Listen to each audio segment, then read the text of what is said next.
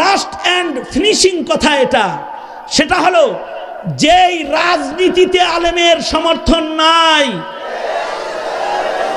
লাথি মারি ওই রাজনীতির চৌকাঠে বারবার বারবার বারবার বারবার।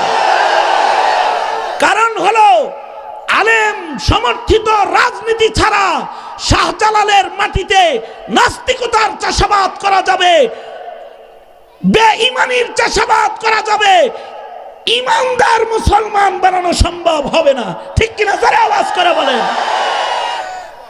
সুতরাং ওই রাজনীতিতে আমরা নাই, যেই রাজনীতিতে এদেশের আলেমদের সমর্থন নাই। বিগত দিনে আওয়ামী লীগ আলেমদের সাথে ধৃষ্টতা দেখায় যে বেআদবি করেছে আর যে ভুল করে দেশ থেকে বিতাড়িত হয়েছে, সামনে যারা রাজনীতি করতে আইবেন বুজ্জা শূন্য রাজনীতি করতে আইসেন, আলেমদের সাথে তামাশা করে রাজনীতির কথার বুলি নিয়ে, সুন্দর সুন্দর শিখানো বুলি নিয়ে মুসলমানের মাটিতে রাজনীতি করতে আসবেন না। যদি ধোঁকাবাজি করেন হাসিনার মতো আপনাকেও তারায় বিদেশ পাঠিয়ে দেওয়া হবে। এটা হলো শেষ কথা। সুতরাং এদেশের আলেমরা যদি আপনাদেরকে ডাক দেয়, আপনারা যে কোনো পরিস্থিতিতে, যে কোনো সময়ে, যে কোনো ভূমিকায় অবতীর্ণ হতে এই আল ফালার যুবকদের আয়োজনের ডাকে সারা দেওয়া যুবকের কাফেলা, কিশোরগঞ্জের মধ্যে মুজাহিদের কাফেলা, তোমরা রাজি থাকবা তো ইনশাআল্লাহ?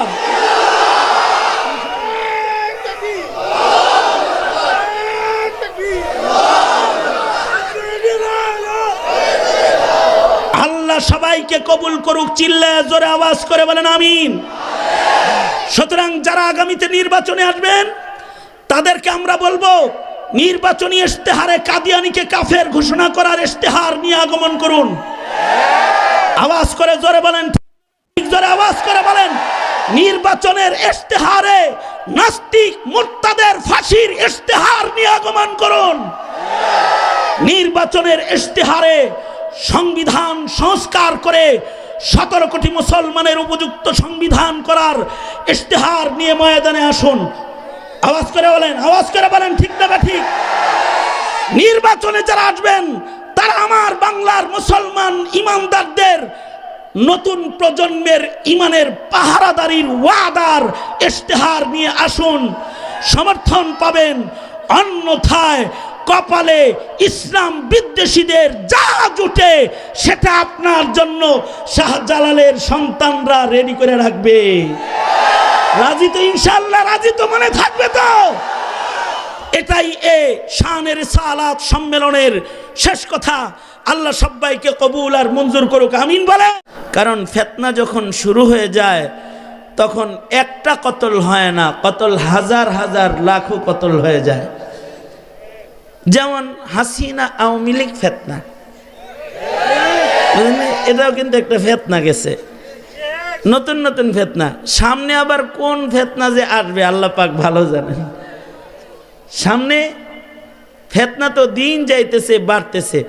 আমরা যত কিয়ামতের দিকে আগাবো তত ফিতনা কমবে না বাড়বে? ফিতনার থেকে বাঁচতে হইব তো। হাসিনা ফিতনার সময় কত মানুষ হাসিনারে বুজুর্গ মেন না, তারা অলি বুজুর্গ হয়ে গেল। তারা হাসিনাকে, শেখ হাসিনাকে মনে করতো রাবেয়া বসরি।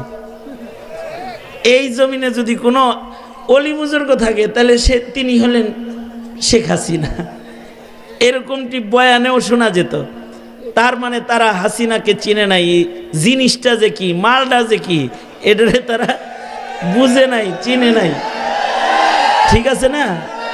চিনলে পরে কি এত গুনগান গাইতো? কি কি গুণ গাইছে?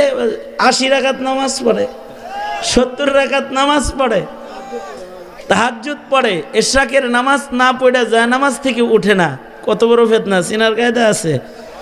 প্রতি উপজেলায় একটা করে মসজিদ নির্মাণ করেছে, তাবলিগের জায়গা, ইজতেমার জায়গা তারা দিছে, ইসলামিক ফাউন্ডেশন করে দিয়েছে, কওমি সনদের স্বীকৃতি দিয়েছে, সব হেরাই করছে।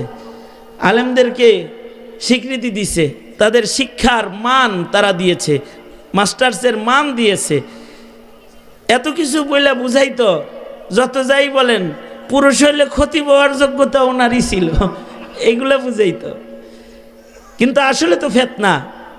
ফিতনা যখন জাতি চিনে ফেলেছে, জাতির সকলে চিনে নাই। যারা অলি বুজুর্গ মনে করছে তারা এই অলির পক্ষে জেহাদ করছে,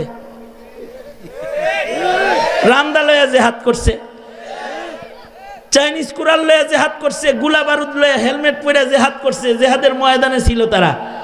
কিন্তু যখন জাতি চিনে ফেলেছে তখন তারা মুজাহিদ হয়ে খালি হাতে এ সন্ত্রাসীদের সামনে গিয়ে দাঁড়িয়ে গেছে। যখন দাঁড়াইছে তখন পালাই গেছে। একদিন তো ওয়াজ নসিহত করে যা বুঝাইলো বুজুর্গ নাম্বার 1, পরে দেখি শয়তান নাম্বার 1। ইবাদতের বর্ণনা যাই দিছে, সম্পর্ক আল্লাহর সাথে না, তবে সম্পর্ক দিল্লির সাথে মেলা ভালো। এটা কিন্তু 5 তারিখে প্রমাণ হয়ে গেছে। এই তো ফিতনা যখন চিহ্নিত হয়েছে,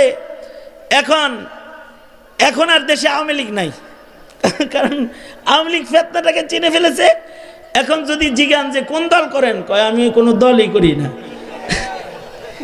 যারা আওয়ামী লীগ ছিল আগে বলতো, আগে মোটর সাইকেলের পিছনে লেখা রাখতো ছাত্রলীগ, এটা লেখা রাখতো। এখন আর লেখে টেখে না, এখন লেখে না, কারণ এখন লেখাটাও ফিতনা, এটা পাগলও বুঝে। কারণ যদি লেখে তাহলে জাগায় কিলগুতা খায়া মরে যাওয়ার সম্ভাবনা আছে। এখন ফিতনা চিনার কারণে সব আওয়ামী লীগ এখন কেউ জাতীয় পার্টি, কেউ বিএনপি, কেউ জামাত ইসলাম, আর কেউ হেফাজতে ইসলাম হয়ে গেছে। হ্যাঁ, আওয়ামী লীগ এখন হেফাজতে ইসলাম করে, তো জানেন না আপনারা? যেই হেফাজতে ইসলামের জ্বালা যন্ত্রণায় আওয়ামী লীগ হেফাজতের একেবারে সর্বনিম্ন ওয়ার্ডের একটা সমর্থকরে পর্যন্ত দৌড়ায় বেড়াইছে। এখন তাদের জিগাইলে হেরা কয় আমরাও হেফাজত করি। কি করে? হ্যাঁ, হেফাজত করে। এটা কখন হয়েছে? যখন ফিতনা তারা চিনে ফেলেছে। তবে কিছু বাচ্চাদেরকে ফিতনা চিনাইতে হয় নাই, ফিতনা নির্মূল করতে তারা মুহূর্তের ভেতরে ভূমিকা পালন করেছে। মুহূর্তের ভেতরে 5 তারিখে ফিতনা চলে গেছে, তারা 6 তারিখ সন্ধ্যার আগে ফিতনা মুক্ত বাংলাদেশ গড়তে বাংলাদেশের জমিনের উপরে যত ভাস্কর্য দাঁড়িয়েছিল সব তারা মাটির সাথে মিশিয়ে দিয়েছে। এমন ভাবে মিশাইছে মাটির সাথে যে আমি গত কয়েকদিন আগে গেলাম গোপালগঞ্জে, ওখানে শেখ সাহেব গোপালগঞ্জে গেলাম, লাগবে না অবশ্য, গোপালগঞ্জে গেলাম। গোপালগঞ্জের প্রবেশ পথে শেখ সাহেব সালাম দিত। সেদিন গেলাম, দেখলাম শেখ সাহেবের মাথা নেই। এইভাবে করে এই বঙ্গবন্ধু প্রীতি যে আসলে মূর্তি প্রীতি প্রতিষ্ঠার একটা সূক্ষ্ম আন্দোলন, এটা যখন ইব্রাহিমের ছেলেরা বুঝে ফেলেছে,